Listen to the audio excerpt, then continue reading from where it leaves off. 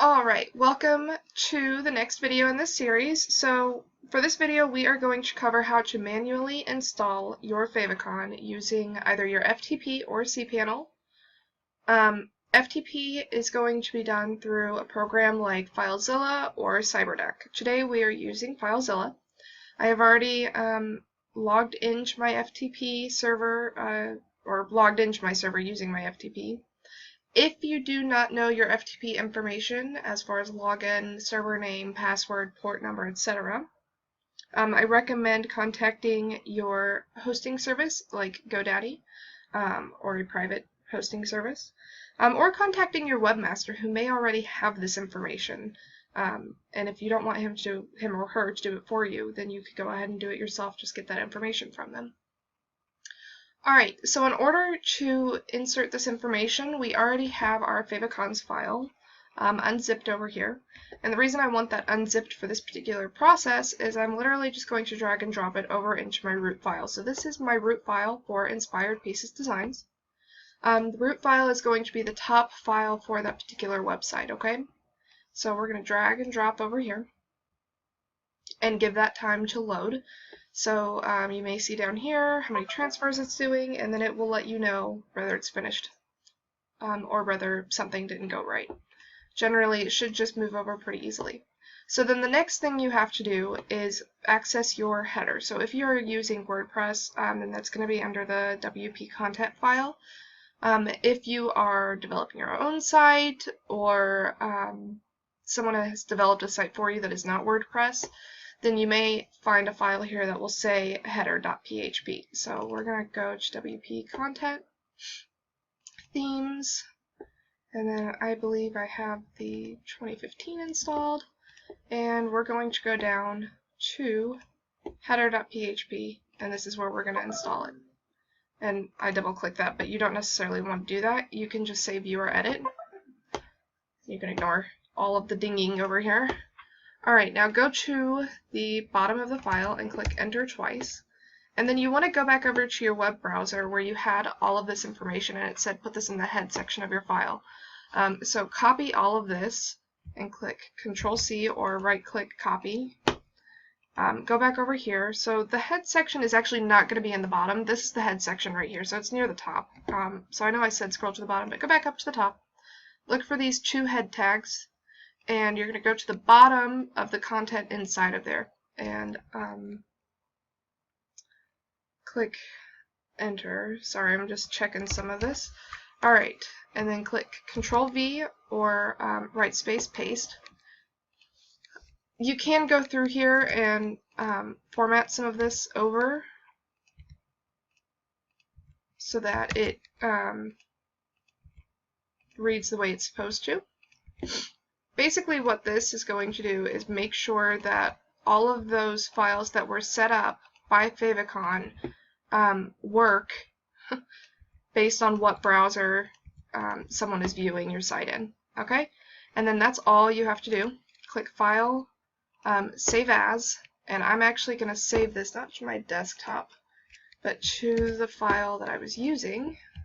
Click Enter, and we're going to keep this as a header, and I want to make sure that I have that as header.php, okay, which I already have here anyways. So we can save over that, say yes, I want to save over that, and then you can exit out of here, go back over to FileZilla, and you see this over here is your header.php that you just made and edited. So you're going to drag that over back to your website. It's going to ask, do you want to overwrite this? And you want to say yep.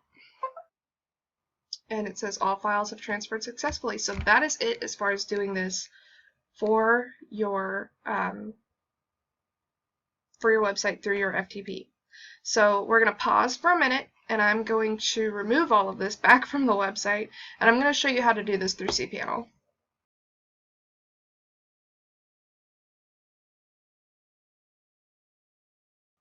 Alright, so we are back, and I have gone ahead and opened up my cPanel through my web host.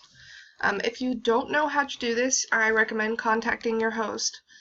You may not have cPanel if you host it on a Windows server as opposed to a Linux server. You may have a different kind of file manager. So no matter what, the whole purpose here is to access your file manager. I use GoDaddy. They have 2 different types of file manager depending on what type of server your website is hosted on. Your website does not have to be hosted on the type of computer you use. So if you use a Windows computer, you can host your website on a Linux server. Okay, it's completely separate. So we're going to switch over to cPanel, where I've already gone ahead and opened up the website items. And what I'm going to do is actually drag and drop my files over here by hitting the upload.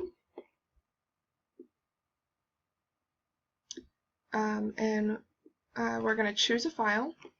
And actually I don't have to drag and drop because it's just right here. So this is the file that I want, and I'm going to hit open.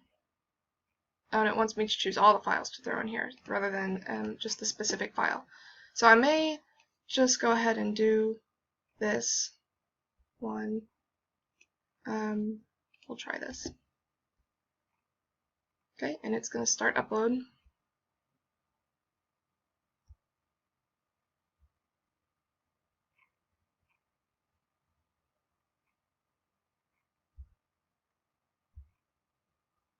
Okay, and it says it's complete. So then I can go back here and I do not see it, so we'll refresh to see what happens. There it is, zipped. Okay, so now that it's zipped here, I can extract it, and we're going to say extract files, and it says here's your result, and you'll say close. Okay, so all those files should be here when I refresh again, and ta-da, they all are, which is good. So then we're going to go here and delete this item, which is our zip file that we no longer need. No point in taking up space on your server. Alright, so these are in your root file, which is what you want. And then we still need to go in and add that information into our header. Okay, so you're going to go, let me go back up so you can see what I'm doing. Again, I have a WordPress site, so this may be different if you already have a header file. So we're going to go into WP Content, Themes.